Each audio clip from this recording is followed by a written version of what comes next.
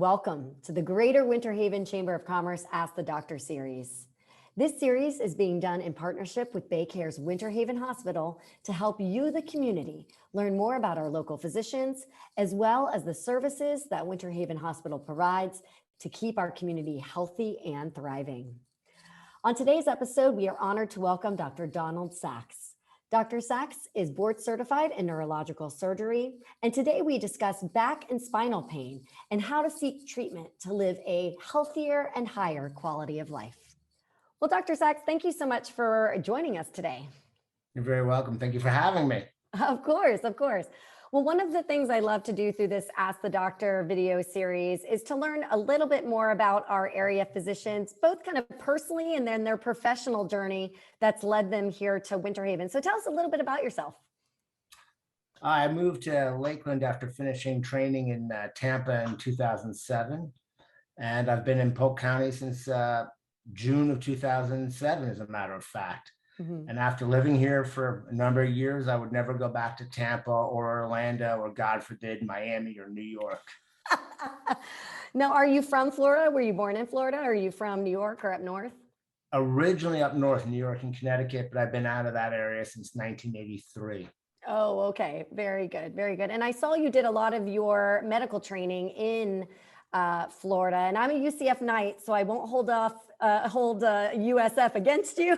I would say congratulations. Their teams have done pretty well over the last couple of years.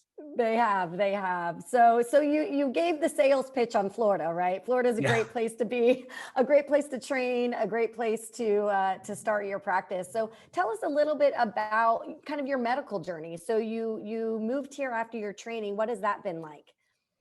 Well, yeah, I am not the standard off the assembly line physician. My background is very different. I went to college for business and finance and accounting. Oh, wow. I've had my own businesses, and in that journey, I decided I wanted to do something more. And that led me into medicine. So then I had to go back to college at University of Miami for a number of years and get my prerequisites, and that's what brought me to Tampa and Central Florida. And I stayed locally for my residencies, which is on-the-job training, and moved to Polk County after that and wouldn't move back, as I mentioned earlier. And what is your role at Winter Haven Hospital? I am a independent employed physician. And so when we talk about doing surgeries, a surgeon needs an operating room. And so normally that means a surgery center or a hospital. And for the demographics or the patient base, predominantly in Polk County, a lot of the older people, there's a lot more freedom in a hospital. If there's a speed bump, they can stay overnight. We're in a surgery center, they're pushed out the door, for example. So I bring patients, take care of them, do their surgeries at the hospital, and then we try to get them home the same day. But if they need to stay, they stay an extra day or two. And your field of practice is neurosurgery, correct? That's correct. So tell us a little bit about the types of cases and patients that you see. Well, typically as a spine specialist, neurosurgeon, we're looking to decompress pinched nerves or spinal stenosis, make people walk better, stand better. My background is in complex or deformity care as well. So originally we chased scoliosis and fixing people's quality of life. It's all, surgery is not a fix, surgery is only a treatment. And we're trying to preserve or improve their functioning. With spinal deformity, sometimes that greatly affects how people can stand and brush their teeth. And so just little changes can have a big impact. And people frequently will ask me, should I see an orthopedic or should I see a neurosurgeon for my back? And unfortunately, there is no right or wrong answer. There's neurosurgeons who are horrible, and there's neurosurgeons who are awesome. But likewise, my best friend is an orthopedic spine doctor down south, and I would let him operate on me. He's that good, and vice versa. There's many that are not good. So the lesson is you just have to go and stay with a doctor that you truly believe in. Now, if a patient is experiencing be it back pain or they're not quite sure what is causing their pain, what are the kind of symptoms that they may have that you would recommend that they come in and see you at your clinic? For me, my algorithm is, well, they have back pain. That's by far 99%. Neck pain, back pain, arm or leg pain. But prior to making an appointment, you want to make sure it's not something that just has been 1 week in duration.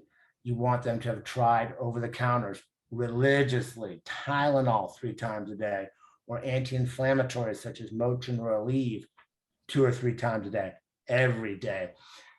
When those medicines don't work and the pain's not getting better, it's appropriate for the patient as a human being to say, hey, do I have something going on here that needs more aggressive treatment?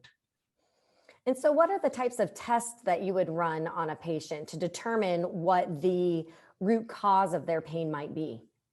Interesting. So when it comes to doing tests, it could be as simple as an x-ray, but the most important evaluation is listening to the patient. We ask them, what makes the pain better? What makes it worse? Tell me about it. Where is it? All those questions called the history will actually give us about 80% of the likelihood of a diagnosis just by talking to them. And then we do an exam. So for example, bend over, touch your toes, or reach up and touch the ceiling. Do they have mobility, or are they impaired? How do they sit? How do they stand? Those things kind of refine where our thought process is going. And then we talk about an x-ray. Do they have good bone quality, bad bone quality? Do they have a fracture? For example, many of Polk County residents are older. They have soft bone or osteoporosis, and they can be reaching for a gallon of milk in the refrigerator, just bending over with a little weight, and they can have a fracture. Again, the history will tell us a little bit, because that pain does not begin gradually over days. It happens abruptly out of nowhere. So x-rays, depending on what they've done so far. For example, if they've done a lot, then we can get an MRI. If they haven't done a lot, then we may say physical therapy or some other treatments prior to getting an MRI. The algorithm will say if there's a lot of arm or leg or nerve concerns, that would prompt us to get an MRI a little bit sooner. If it's just pure neck pain, back pain, then we can kind of hold off on an MRI at this point in time until it's clearly not getting better despite more care. Now, in the range of surgeries that you perform, do you also handle surgeries related to the pain management side of spine issues, as well as more extensive surgery on the spine? Interesting. I very much do. Unlike probably 95% of other neurosurgeons, I do many of my own injections. As I mentioned, many patients come into our office referred, and they're not very well worked up.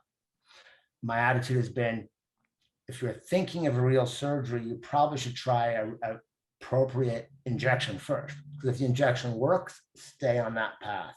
On the other hand, if the real injection didn't work and they failed everything else, discussing surgery is entirely medically appropriate. So I do my own injections, whether they're epidurals, we call arthritis or facet injections, and blocks to help the arthritis pain. We even do spinal cord stimulators to help camouflage pain issues. There's a lot of options rather than jumping into surgery.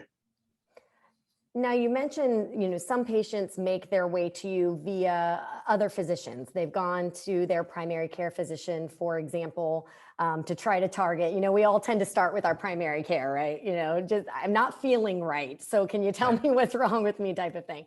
But if a patient wanted to make an appointment directly with you or with your office, can they do that? Or what way can a patient get in to see you? There's a few avenues. Directly works. They would call our office and talk to new patient scheduling. It's that easy. Her name is Haley. And she's very good. Other ones come referred from their primary care doctor. Some get referred from physical therapists. Again, having been here for almost 15 years, word of mouth really is. I get a lot of patients who will say I operated on their cousin, their neighbor, and they did great. So that works well as well. But simply, if they're interested, they call. Some physicians will not see a patient without an MRI. Unfortunately, I think that's blinding the doctor to possibilities. So if there's a new patient, I'll see them without an MRI. And again, it goes back to history, physical exam, maybe some x-rays, an MRI or a CAT scan or some other modality we can talk about if that's medically appropriate. And where's your office located, Dr. Sachs? We see people in 2 locations in Lakeland and Winter Haven. In Lakeland, it's very easy. It's right off the Polk Parkway on South Florida Avenue. And in Winter Haven, it's right off of First Street. Very good. You know, of course, we're the Chamber of Commerce doing this interview. So you piqued my interest in your finance and business side ahead. And what a lot of people don't realize is that, well, you're a physician now, and that is your primary area of expertise. You're also an entrepreneur. I mean, you've opened a business. There's a lot of things that go into running a business. And so I just want to personally thank you for investing in our community as an entrepreneur. Well, thank you. It's been an adventure. I'm sure. And then, of course, you throw in 2020, which I'm sure was even more of an adventure. Yeah, that's calling it lightly. Well, Dr. Sachs, I want to thank you so much for, again, your investment in our community, in our community's health, number one, and helping to explain a little bit about what your field of interest is, but how people can seek out the help they need to feel better. Well, thank you for your time. I appreciate being here.